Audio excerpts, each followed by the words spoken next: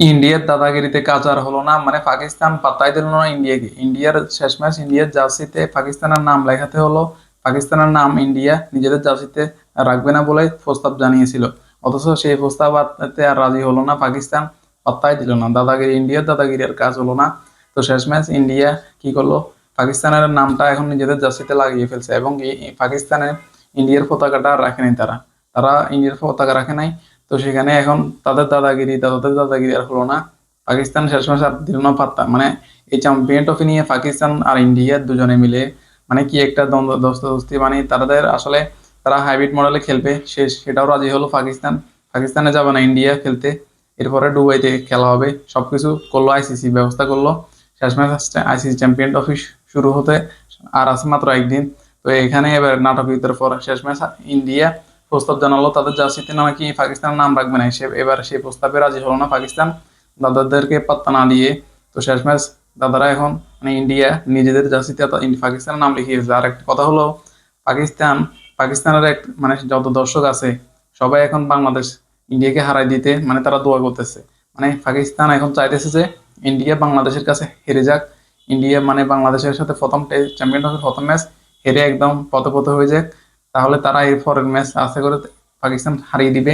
তো এরপরে ইন্ডিয়া মানে ফাইনালে যেতে পারবে না। তো তারা চাচ্ছে, পাকিস্তান চাচ্ছে যে ইন্ডিয়া ফাইনালে না যাক, ফাইনাল থেকে তারা চলে যাক। মানে ফাইনালে খেলে ইন্ডিয়াকে যদি না খেলে তাহলে তারা মানে আরামসে খেলতে পারবে আর কি। মানে জিনিসটা হলো পাকিস্তান এখন বাংলাদেশের পক্ষে, মানে বাংলাদেশকে সাপোর্ট করতেছে আর কি।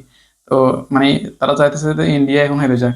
তো কথা হলো ইন্ডিয়া আসলে দাদাগিরি আর কাজ হলো না।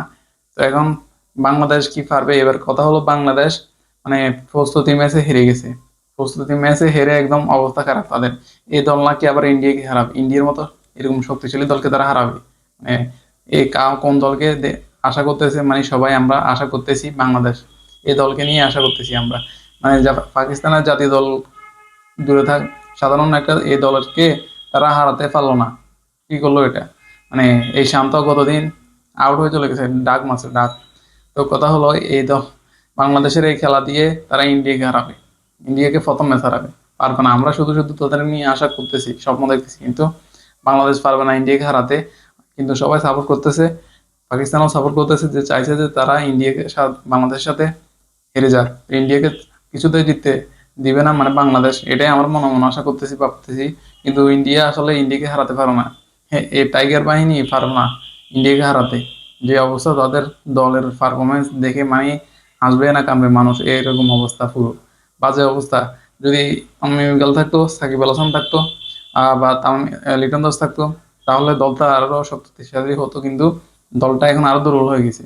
মানে এটাই বোঝাচ্ছে প্রস্তুতি ম্যাচে যে দল হেরে যায় সে দল পরের ম্যাচে কি করবে, হয়তো আবার কামব্যাক করতে পারে। শান্ত এখন হয়তো আবার এখন বলতেছে না, সংবাদ সম্মেলনে এসে আবার বললে আমরা চ্যাম্পিয়ন, আমরা ডাইরেক্ট ট্রফিটা দেশে নিয়ে আসবো, ট্রফিটি আমরা চ্যাম্পিয়ন না হলে নাই, আমরা তো 3 কোটি টাকা পেয়ে যাব।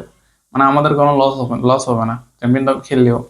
আর কে কি বলে সেটা যাই হোক, আমরা প্রতিটা ম্যাচ হারবো, হেরে আসতে করে 3 কোটি টাকা নিয়ে দেশে চলে আসবো, পিকনিকও হবে আমাদের আরামসে, সবকিছু হয়ে যাবে।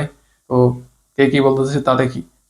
এটাই হলো শান্তর মনে মনে প্ল্যান, কিন্তু উপর দিয়ে বলতেছে আমরা চ্যাম্পিয়ন হয়ে চলে আসবো, এমনকি আমরা আশা করতেছি ইন্ডিয়াকে হারিয়ে দিবে। হ্যাঁ, ইন্ডিয়া প্রথম ম্যাচ বাংলাদেশকে দোলাই করে পিটিয়ে হারিয়ে দিবে, এটাই হলো আসল কথা। এতদিন এই কথাটা কেউ বলতেছে না, আমি বলে দিলাম। বাস্তব কথা এটাই, ইন্ডিয়া বাংলাদেশকে হারিয়ে দিবে। ইন্ডিয়ার মতো দলের সাথে বাংলাদেশ জিততে পারবে না। তো তাদের জন্য শুভকামনা রইল। প্রথম ম্যাচ বাংলাদেশের হাত থেকে তাদেরকে বাঁচাতে পারবে না কেউ। দেখা যাক কি হয়, নাকি উল্টো টাইগার বাহিনী তাদের সাথে মানে একদম বিড়াল হয়ে যায়, দেখা যাক কি হয়। তো কথা হলো পাকিস্তানের সাথে ইন্ডিয়ার দাদাগিরি আর হলো না।